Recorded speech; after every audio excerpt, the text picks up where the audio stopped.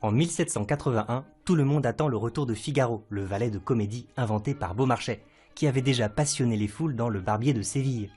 Mais suite à une première lecture à la Comédie Française, certains courtisans disent que Le Mariage de Figaro est une pièce séditieuse. Louis XVI veut en avoir le cœur net et se fait lire la pièce en compagnie de Marie-Antoinette. Henriette Campan, première femme de chambre de la reine, est présente. Au monologue de Figaro, le roi se leva avec vivacité et dit « C'est détestable, cela ne sera jamais joué. Il faudrait détruire la Bastille pour que la représentation de cette pièce ne fût pas une inconséquence dangereuse. Cet homme se joue de tout ce qu'il faut respecter dans un gouvernement. »« On ne la jouera donc point ?» dit la reine. « Non, certainement, » reprit Louis XVI. « Vous pouvez en être sûr. » La dimension satirique de la pièce est trop forte, elle est interdite. Mais on continue de lire des passages à la cour, chez les particuliers, parfois même dans les cabarets.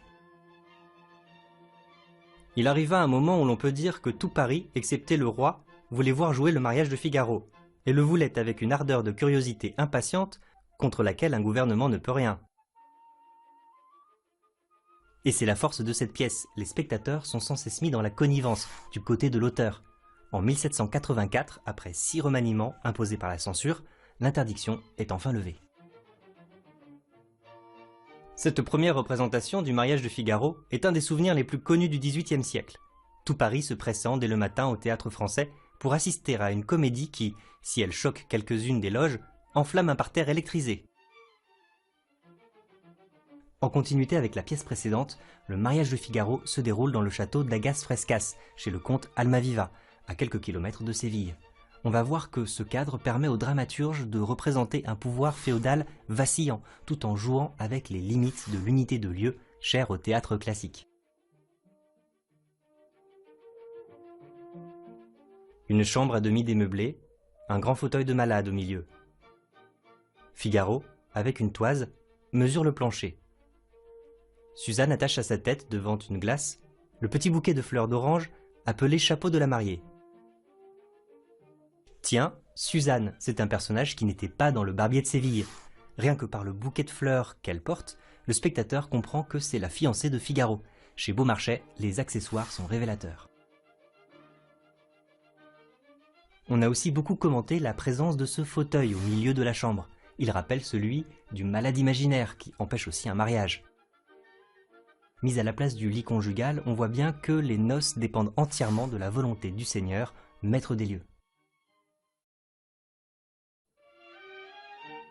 À l'ouverture des rideaux, Figaro mesure la pièce avec soin, 19 pieds sur 26, c'est-à-dire exactement la taille de la scène de la Comédie Française.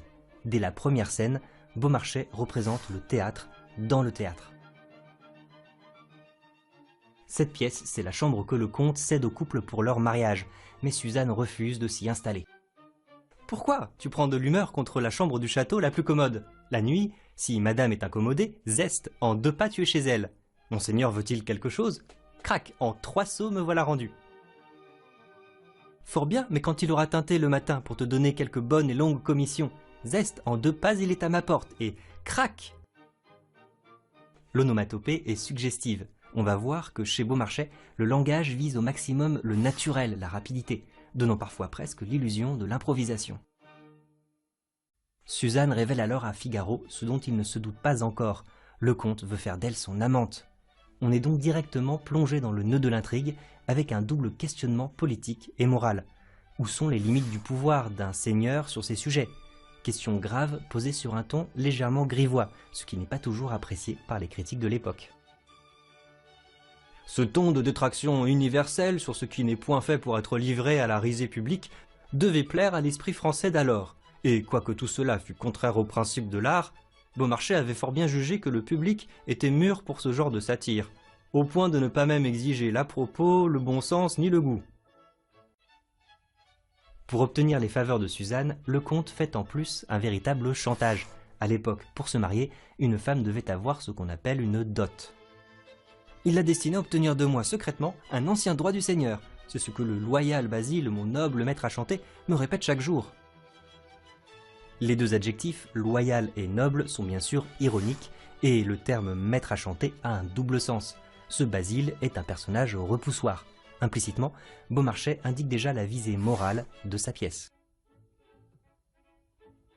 Un ancien droit du seigneur. Suzanne parle du droit de cuissage, ce droit qu'auraient eu les seigneurs sur les jeunes femmes se mariant dans leur domaine, mais que le comte Almaviva aurait aboli après son mariage avec Rosine. En fait, un tel droit n'était pas inscrit dans la loi en France, il n'a donc pas pu être aboli, mais Beaumarchais dénonce ici des abus de pouvoir bien réels qui dépassent le cadre juridique. Il vise l'ordre social dans son ensemble, et il l'aborde sous un angle moral, en partant de la condition féminine pour en faire un sujet central de sa pièce. Une fois seul, Figaro comprend soudainement pourquoi son maître voulait l'emmener à Londres avec lui. « J'entends, monsieur le comte, 3 promotions à la fois. Vous, compagnon ministre, moi, casse-cou politique, et Suzon, l'ambassadrice de poche.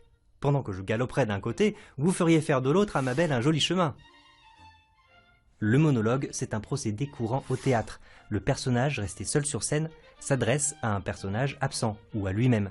Beaumarchais y met un maximum de naturel et de spontanéité. Figaro évoque alors, pour le plus grand plaisir du spectateur, tous les tours qu'il prépare pour les 24 heures à venir. C'est bien une folle journée qui s'annonce. Attention sur la journée, monsieur Figaro. D'abord, avancez l'heure de votre petite fête pour épouser plus sûrement, empochez l'or et donnez le change aux petites passions de monsieur le comte. Dans cette scène, on entend bien derrière Figaro, Beaumarchais dramaturge qui fait remarquer aux spectateurs les fonctions d'exposition de la première scène. Au début du mariage de Figaro, un plan est dressé qui annonce le fil directeur de la pièce, mais qu'une multitude d'accidents viennent contrarier, comme des variations complexes sur un thème simple. L'équilibre entre l'inexorable et l'imprévu, c'est là une des formes de génie de Beaumarchais. Mais dans tous les cas, il s'agit de donner le change aux petites passions du conte. L'intrigue se concentre autour d'un jeu d'opposition entre le maître et le valet. C'est assez étonnant pour le spectateur de l'époque. Normalement, le valet de comédie reste adjuvant au service d'un maître noble. Ici, la quête de Figaro n'est pas tant de réaliser son mariage que d'empêcher la quête parallèle du comte qui a des vues sur Suzanne. C'est d'ailleurs autour de ce jeu d'opposition que Beaumarchais présente lui-même sa pièce, en gommant au maximum ce qu'elle peut avoir de subversif à l'époque. La plus badine des intrigues, un grand seigneur espagnol, amoureux d'une jeune fille qu'il veut séduire, et les efforts que cette fiancée, celui qu'elle doit épouser, et la femme du seigneur, réunissent pour faire échouer dans son dessein un maître absolu, que son rang, sa fortune et sa prodigalité rendent tout puissant pour l'accomplir. Voilà tout, rien de plus. Figaro est interrompu dans ses réflexions par l'arrivée du médecin de la maison, le docteur Bartolo. Tiens, voilà un personnage connu. Les spectateurs reconnaissent avec plaisir le célèbre Barbon du Barbier de Séville. On va donc revenir un peu sur cette première comédie. Dans Le Barbier de Séville, Bartolo a décidé d'épouser sa pupille Rosine, qu'il retient prisonnière. Mais Rosine est amoureuse du jeune comte Almaviva, qui se fait alors appeler Lindor. C'est d'ailleurs le schéma bien connu de l'école des femmes de Molière, qui s'est lui-même inspiré de la précaution inutile de Scarron. C'est là qu'intervient Figaro, homme à tout faire et notamment barbier du comte. À l'aide de stratagèmes, il fait réussir le mariage du couple des jeunes premiers. Bartolo a donc toutes les raisons d'en vouloir à cet impertinent valet.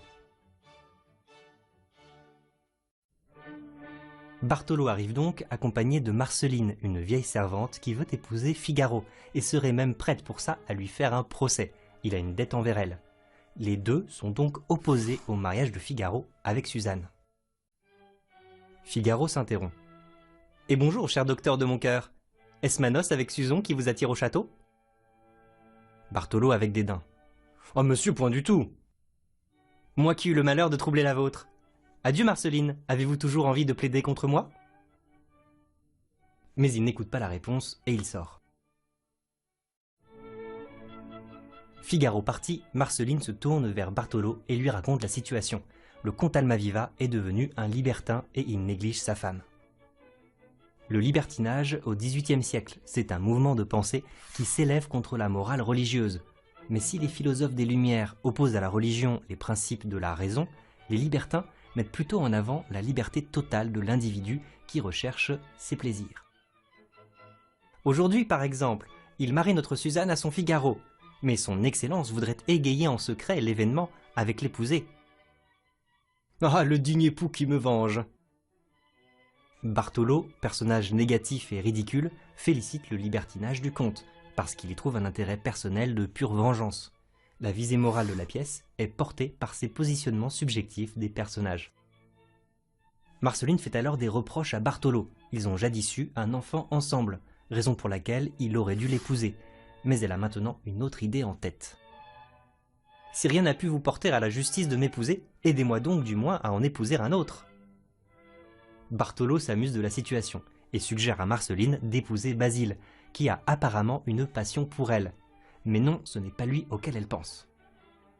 Eh, qui pourrait être, docteur, sinon le beau, le gai, l'aimable Figaro? Ce fripon-là? Marceline lui présente son plan, révéler les vues du comte sur Suzanne pour la mettre en difficulté. Vous savez, la femme la plus aventurée sent en elle une voix qui lui dit « Sois belle si tu peux, sage si tu veux, mais sois considérée, il le faut. » Effrayons la Suzanne, elle refusera le comte, lequel, pour se venger, appuiera mon mariage. Beaumarchais nous fait rire en soulignant la différence de motivation des personnages. Elle a raison, parbleu, c'est un bon tour de punir un scélérat. De l'épouser, docteur, de l'épouser. Ici, l'échange ne manque pas d'ironie, car on devine que Bartolo est justement le scélérat tout indiqué pour épouser Marceline. On va donc rester attentif à ces effets comiques variés qui sont souvent plus significatifs qu'il n'y paraît. On n'obtient ni grand pathétique, ni profonde moralité, ni bon et vrai comique au théâtre, sans des situations fortes et qui naissent toujours d'une disconvenance sociale dans le sujet qu'on veut traiter.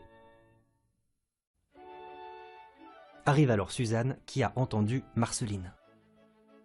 Suzanne, une robe de femme sur le bras. « L'épouser, qui donc? Mon Figaro ?» Marceline aigrement. « Pourquoi non, vous l'épousez bien, vous ?» C'est alors le début d'une dispute où les deux femmes s'envoient des piques en se faisant des révérences. Ici, l'ironie des répliques est doublée d'un jeu de scène proche de la chorégraphie. Vous allez voir que Beaumarchais utilise la musique et la danse dans son théâtre. D'ailleurs, Mozart, dans son opéra Les Nozze di Figaro, reprend bien cette confrontation des deux femmes, qu'il fait durer encore plus longtemps que Beaumarchais, avec des répliques de plus en plus mordantes.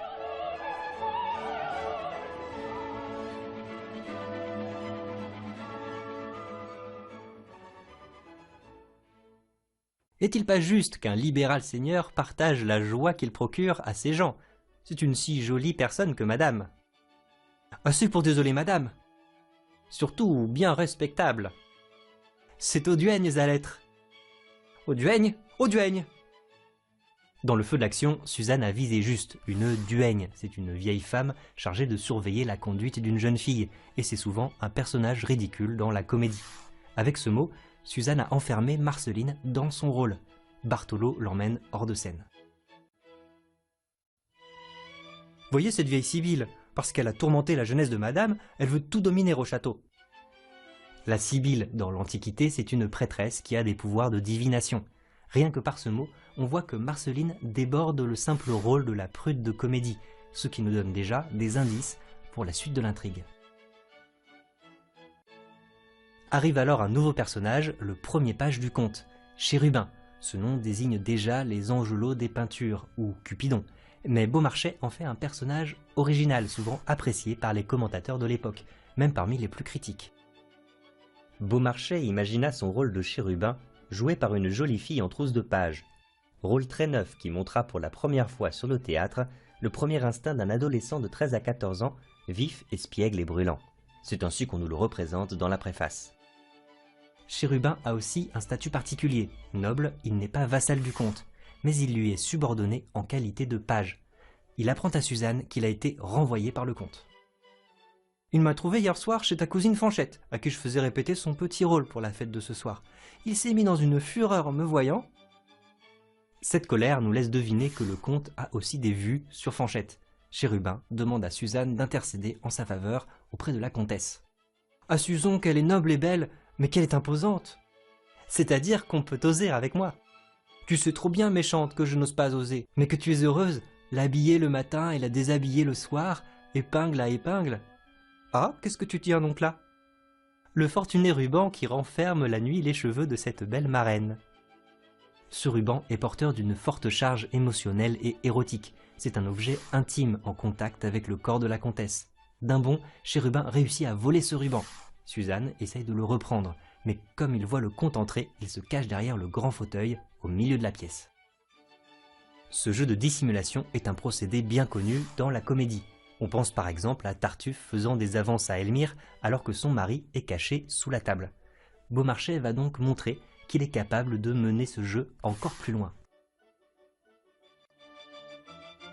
Le comte s'avance vers Suzanne, qui est gênée parce qu'il serait inconvenant qu'on la trouve ainsi seule avec lui. « Monseigneur, que me voulez-vous » ? « Un seul mot, tu sais que le roi m'a nommé son ambassadeur à Londres. J'emmène avec moi Figaro et, comme le devoir d'une femme est de suivre son mari... » Dans la bouche d'un libertin, le mot « devoir » est détourné. Le comte veut bien autoriser son mariage avec Figaro, et même lui donner une belle dot, mais en échange de rendez-vous secrets sur la Brune, c'est-à-dire à la nuit tombée. Tu sais tout l'intérêt que je prends à toi. Si tu venais sur la Brune au jardin, je mettrais un tel prix à cette légère faveur. Mais c'est alors qu'ils entendent Basile arriver. Le comte court se cacher derrière le fauteuil. Chérubin a tout juste le temps de se glisser dedans. Les didascalies donnent toutes les indications de mise en scène pour ce tour de passe-passe. Pendant que le comte s'abaisse et prend sa place, Chérubin se jette effrayé sur le fauteuil et s'y blottit. Suzanne prend la robe qu'elle apportait, en couvre le page et se met devant le fauteuil. On dit souvent que ce sens de la synchronisation chez Beaumarchais lui provient de son métier d'horloger. En tout cas, voici comment il se présente au public à l'âge de 23 ans. Jeune artiste qui n'ait l'honneur d'être connu du public que par l'invention d'un nouvel échappement à repos pour les montres, j'ai eu l'honneur de présenter à Madame de Pompadour une montre dans une bague de cette nouvelle construction simplifiée, la plus petite qui ait encore été faite. Suzanne essaye de se débarrasser de Basile, mais le maître de musique insiste pour qu'elle accepte les rendez-vous galants du comte. Après tout, elle reçoit bien le petit Chérubin. Suzanne est outrée par ses insinuations. Cherubino di amore qui ce matin encore rôdait ici pour y entrer. Dites que cela n'est pas vrai. Allez-vous-en, méchant homme. S'il fallait une preuve du manque de morale du personnage, Basile continue ses insinuations sur Chérubin, mais il vise cette fois-ci la comtesse. Quand il sert à table, on dit qu'il la regarde avec des yeux. L'ai-je inventé? Tout le monde en parle. Le spectateur s'amuse de savoir que le comte et Chérubin entendent tout ça. Très souvent, Beaumarchais s'assure la complicité du spectateur en lui donnant plus d'informations que les personnages qui se trouvent sur scène. C'est la double énonciation propre au théâtre. Cette fois-ci, c'en est trop. Le comte sort de derrière le fauteuil à la grande surprise de Basile. Comment tout le monde en parle? Qu'on le chasse! Un petit libertin que j'ai surpris hier encore avec la fille du jardinier et dans sa chambre. Où monseigneur avait sans doute affaire aussi. J'ai massé la remarque. J'allais chercher ton oncle Antonio, mon jardinier, pour lui donner des ordres. Je frappe, on est longtemps à m'ouvrir. Il y avait derrière la porte un rideau. Pour imiter le geste, il lève la robe du fauteuil. Et je vois, il aperçoit le page. Ah! Beaumarchais multiplie les procédés à loisir. Ici, la double dissimulation prend fin sur un effet comique de répétition qui rend le comte encore plus furieux. C'est aussi un coup de théâtre qui bouleverse la situation. Suzanne a beau tenter de justifier la présence du page, le comte n'écoute plus et menace d'annuler le mariage. Figaro arrive alors avec la comtesse, des valets et des paysans vêtus de blanc pour la noce. Figaro tenant une toque de femme garnie de rubans blancs. « Monseigneur, vos vassaux touchés de l'abolition d'un certain droit fâcheux que votre amour pour madame... » « Eh bien, ce droit n'existe plus, que veux-tu dire ?» Figaro tenant Suzanne par la main. « Permettez donc que cette jeune créature reçoive de votre main publiquement la toque virginale, symbole de la pureté de vos intentions. » Alors qu'on s'attendait à quelques fourberies à la Scapin, en fait, le premier tour de Figaro est une simple mise en scène, prenant à témoin toute la maison. C'est d'ailleurs exactement la stratégie de Beaumarchais lui-même, qui utilise sans cesse l'opinion publique, notamment pour gagner ses procès. Sous le titre de mémoire judiciaire, se cachent de véritables appels à l'opinion, et ce n'est point à des juges qu'il sait hostiles que le plaideur s'adresse. Il les vise plus loin et plus haut.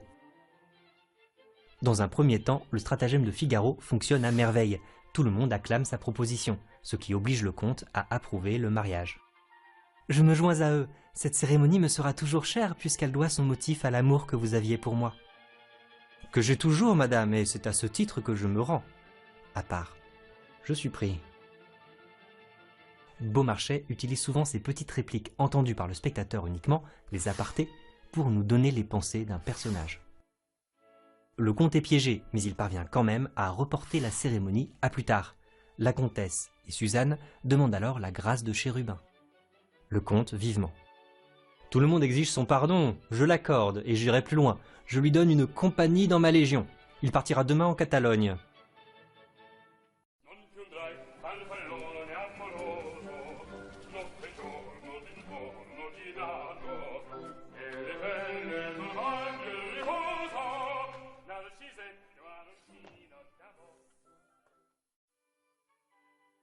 Tout le monde sort, sauf Figaro qui retient Chérubin et Basile sur scène. Les deux seront utiles pour faire réussir son mariage. Cette fois, le spectateur n'entre qu'à moitié dans la confidence. Il ne sait pas exactement ce que prépare Figaro. À ça vous autres, ne faisons point comme ces acteurs qui ne jouent jamais si mal que le jour où la critique est la plus éveillée. Sachons bien nos rôles aujourd'hui. Basile malignement. Le mien est plus difficile que tu ne crois. Figaro, faisant sans qu'il le voie le geste de le rosser.